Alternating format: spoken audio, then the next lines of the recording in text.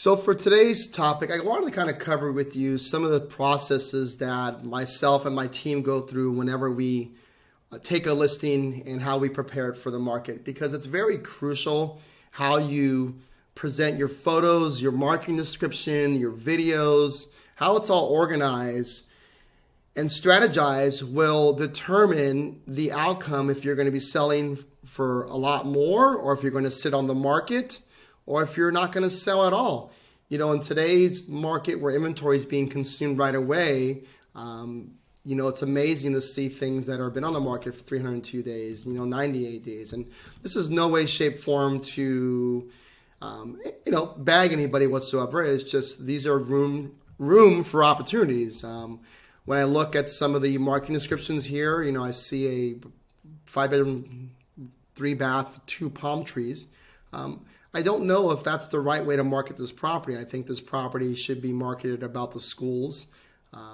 Here, when I look at some of the pictures, and just kind of an example here is that this may not be the best highlight of the property. If you kind of go through it, this is just, and I always tell my team this is, are we selling the driveway? Or look at this, but there are some very nice pictures here.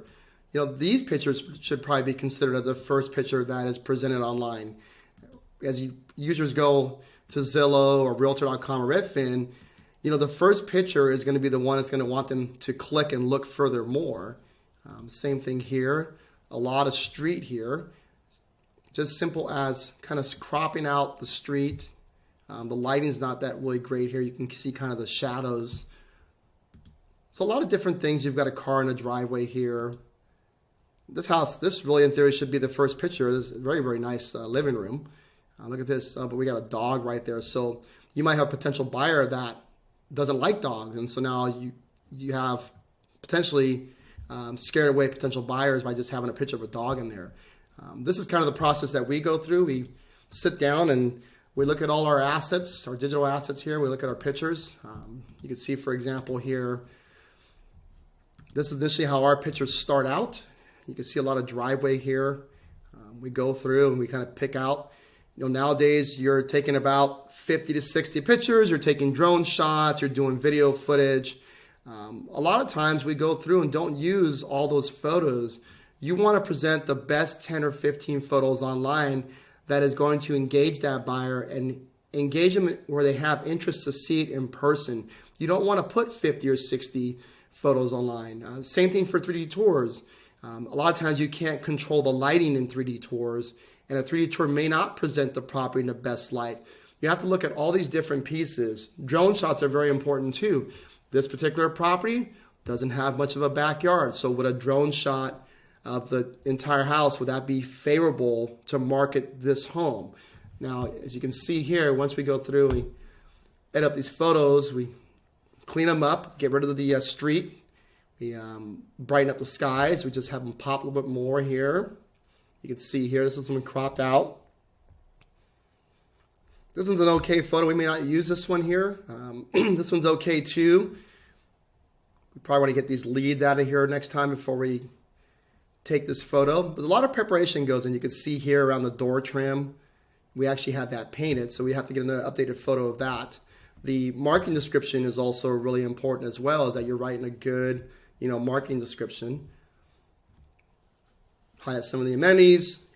Unfortunately on the MLS, you're limited to 1,000 characters. So you have to kind of write the best description possible within that 1,000 characters. Once it, on Zillow and other sites, you can do that. You can increase your character count, but it's very tough to ensure that the entire description gets syndicated to all these websites, because everything is done automatically now through the MLS. Once you put it on the MLS, especially like Zillow, you can't really go in and modify the listing description. It gets synchronized from the MLS. But for every property that we do, we can control, how it's presented. Like, for example, here's one in Manteca that we did. We have a video, and all our advertisement is drawn back to this site. So whenever we run our social media ads or listing ads, we run everything back to this site here. So that way we can control the end user experience. You can see we've gone through these videos. We have custom video here. Let's see here.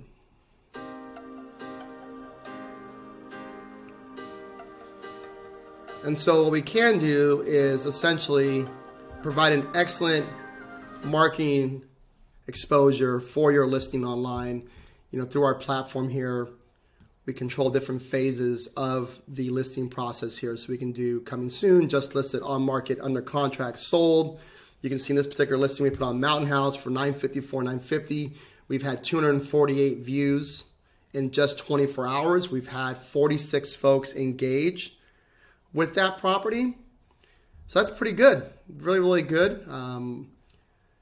Right now, at the moment, we have a really high offer above $1 million on this property. It's only been on the market 24 hours. So how you present your listing online and the time you take to go through and ensure that you spell check your marketing description, that you read it yourself, does it entice the buyer to come look at it? How you present your photos, all that stuff. A lot of that consideration is taken into play when you want to post your listing online.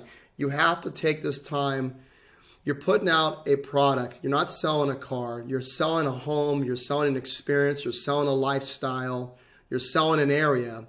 How do you present that in a digitally marketed world? How is it viewed online? Well, that's my preach for today. You have an amazing day.